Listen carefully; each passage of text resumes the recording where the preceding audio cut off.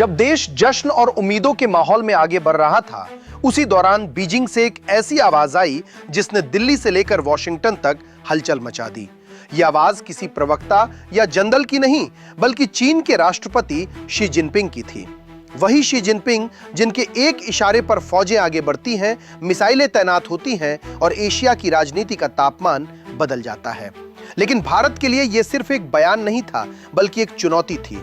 उस देश के लिए जो सदियों से हर दबाव के सामने डटा रहा है और जिसने कभी भी अपनी संप्रभुता से समझौता नहीं किया। जब दुनिया उत्सव में व्यस्त थी, उसी वक्त चीनी पीपल्स लिबरेशन आर्मी ताइवान के चारों ओर सैन्य ताकत का प्रदर्शन कर रही थी। बड़े बंदरगाहों की नाकेबंदी, सैकड़ों फाइटर जेट्स की उड़ान, युद्धपोतों की तैनाती और लाइव फायरिंग ने हालात ऐसे बना दिए कि एक पल को लगा युद्ध बस शुरू होने ही वाला है। ताइवान ने विरोध किया, दुनिया ने बयान दिए, लेकिन भारत के लिए यह एक चेतावनी थी कि शांति की कीमत हमेशा सतर्कता होती है। हमारा इतिहास गवाह है कि भारत ने कभी युद्ध नहीं चुना, लेकिन जब चुनौती आई तो पीछे भी नहीं हटा। इसके बाद शी जिनपिंग का बयान सामने आया, जिसने तनाव को और बढ़ा दिया। उन्होंने कहा कि ताइवान का चीन में विलय होकर रहेगा और कोई ताकत इसे रोक नहीं सकती। लेकिन इस बयान में भारत और अमेरिका के लिए भी सीधी चेतावनी थी।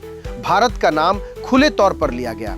ये वही भारत है जिसने कारगिल से लेकर गलवान तक ये दिखाया है कि उसकी शांति को कमजोरी समझना भारी भूल हो सकती है।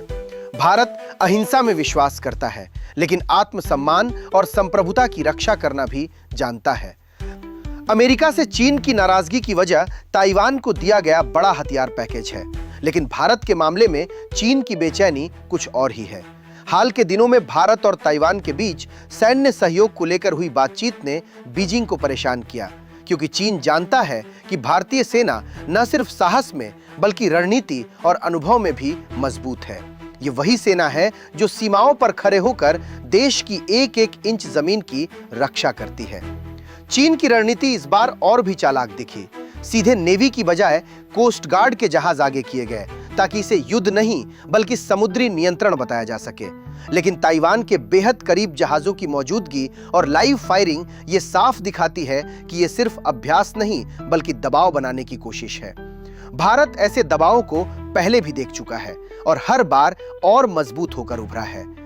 अब सवाल सीधे भारत से जुड़ता है। अगर हालात बिगड़ते हैं और ताइवान भारत से मदद मांगता है, तो ये सिर्फ एक क्षेत्रीय मुद्दा नहीं रहेगा।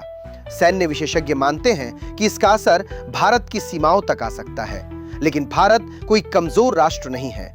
ये वो देश है जिसकी सेनाएं हर मौसम, हर हालात में तिरंगे की शान की रक्षा करती हैं। लद्दाख की बर्फीली चोटियां हो या अरुणाचल की पहाड़ियां, भारत हर मोर्चे पर तैयार है।